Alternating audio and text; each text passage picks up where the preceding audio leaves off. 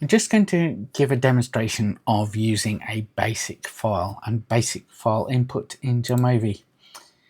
I'm going to go to using the file menu to open, and I've got a few different files here. I've got one which is an SPSS file which ends in .sav.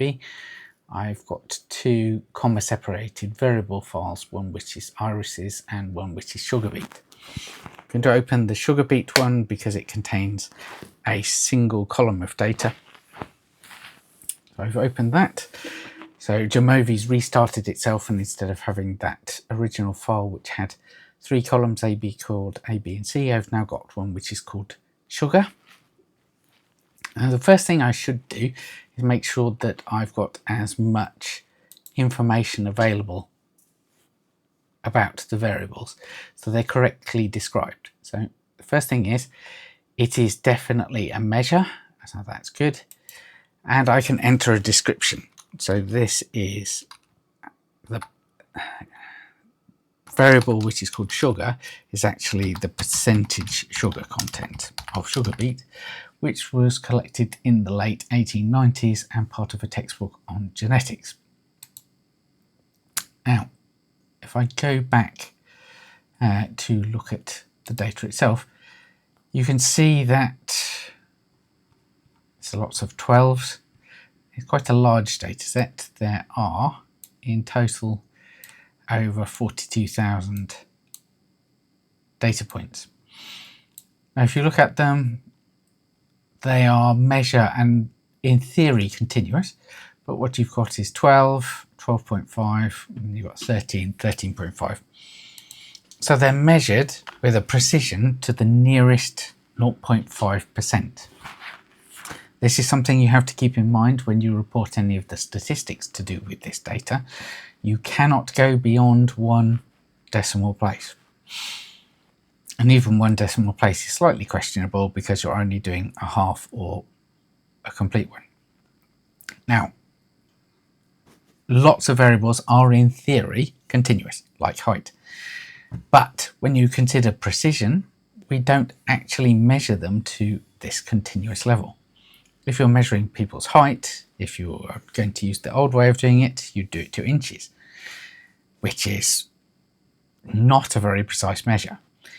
If you change it to centimeters, then 1 centimeter difference compared to 1 inch's difference, which is 2.5 centimeters. So centimeters are much more precise. If I was to take it to millimeters, that would be even more precise again, but most of the time we don't measure heights to the nearest millimeter. If we're measuring something small, then we would measure to the nearest millimeter. In this case, because it's percentages, they've measured to the nearest 0.5%. But that's going to affect the way you can display your data. Now, whenever you get any data set, the most important thing that you need to do is do data exploration. So look at some descriptive statistics. Now, the way Jamovi works is you have on the left-hand side the functions that you can do. This is the thing you're going to ask. So this is like the text boxes if you used SPSS. And then on the right, you have the output. Now, if you're using SPSS, this will open a second window. If you're doing it in Excel, you'd have to type the name of the function and then it will write the answer in that particular cell. This way, at the minute, because nothing's selected, I've got an empty box here about what the descriptive statistics are going to be. So to pick the column that I want to use, I've only got one column here, so there's not a lot of choice. I can pick sugar, put it into the variables. The second I do that, it's immediately told me there are 42,997 cases. There's no missing data, so there's no lines which are empty. It's got a mean value of 15.2. I've got a median of 15.5. I've got a standard deviation of 1.11. Got a minimum amount of 12. Now this is actually truncated data. They didn't record anything that was lower than 12% sugar, and a maximum of 19%. If I look at the left-hand menu, there are other statistics I can add to this table. So at the minute, it's listing all these things which have the tick boxes. If I want to add the variance to it, I click on that, it goes to 1.24. If I want to add the interquartile range, it's 1.5. If I want to add the mode, which seems a bit crazy to do, the mode is also 15.5. So this is interesting. So the median, the mode, and the mean are all very similar to each other. So you might suspect that the data is going to be quite close to being normally distributed. You can do a normality test. In this case, it goes a bit nutty, so I'm not quite sure why that happens. Something that is very useful to calculate is the standard error of the mean. Now, the standard error of the mean is if you collected another sample like this one, containing another 42,997 cases, I would, and you collect lots and lots of other samples, exactly the same as this one, then you would expect the standard deviations, the variability between these samples, to have a standard deviation, a standard error of this value, which is tiny. It's tiny because you've got a massive sample size. So this allows you to calculate something called the confidence interval. So the confidence interval is the range of variations you've got between these sampling distributions. So this is the natural amount of variation you would expect to find between this sample and another sample if another person, so if I collected this in 1890, if nothing has changed and the population of sugar beet is the same for next year, in 1891 I would expect to get this mean value for the particular piece of data to be between 15.2 and 15.2. So plus or minus this standard, or two standard errors. The standard error is so small that the confidence bounds effectively has become a single point.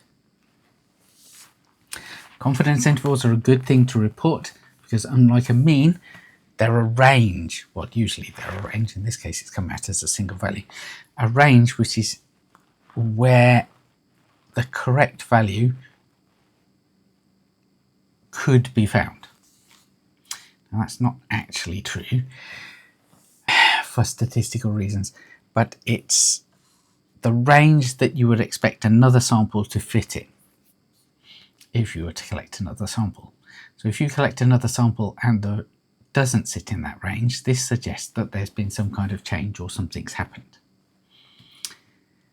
Now, what else can we do with this? As well as doing the statistics, we can do plots. Now, when you've got continuous data like this, the principal plots you want to do are histograms and box plots. A QQ plot also tells you whether you've got normally distributed data. So here, when I do the histogram, this has a single peak in it. It looks fairly normally distributed, but there is a bit more on this side than there is on this side. So there is some elements of skew. The box plot, if you look at it, this is the median, this dark line in the center. It would be ideal if it was in the middle of the box. So this is the third quartile, the top of the blue box, and this is the first quartile, the bottom of the blue box. So this is the interquartile range and the middle 50% of your data. These points at the top and the bottom are outliers, so unusual ones. So it's saying anything above 18.5 and anything below 12.5 is unusual. Here is the QQ plot. Because you've got a build-up of measures on each one of those particular values and it's not truly continuous, they don't align up completely along the line, and there's a bit of curvature which suggests that you've got some skew in the data. If I want to add to the box plots to add the mean, I can do that as well. So I add the mean, it puts a dot where the mean is, and the mean is much more in the center of the interquartile range than the median is. It's only a very small difference, but they're not exactly the same. And that would be how I'd finish doing a summary of this simple dataset.